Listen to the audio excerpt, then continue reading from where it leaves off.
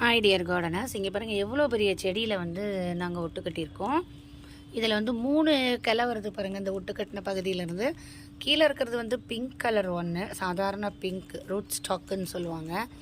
சாதாரண பழைய காலத்து அந்த பிங்க் கலர் பூ இருக்கு இல்லையா, அதுவும் அழகாக தான் இருக்கும். ஆனால் அதுவே சூப்பராக இருக்கும், ஆரோக்கியமாக இருக்கும். அந்த விதையை போட்டு வளர்ந்த செடிகள் இது. ஆக்சுவலி சோமலன்ஸ் பிங்க், அது மேலே வந்து எல்லோ கலர் சேஞ்சிங் வந்து வச்சுருக்கோம்.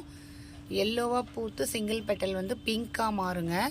ஸோ இப்போ இது துளுத்துருச்சு இல்லையா, இந்த க்ரோத் அதிகப்படுத்துறதுக்காக நம்ம என்ன பண்ணலான்னா, இந்த மாதிரி மைக்ரோ நியூட்ரியன் ஸ்ப்ரே இல்லாட்டி வந்து இதில் என்பிகே போட்டு கூட ஒரு கிராம், 1 கிராமில் அரை கிராம் போட்டால் போதும். இந்த பாட்டிலுக்கு குட்டி பாட்டில் தான் இது.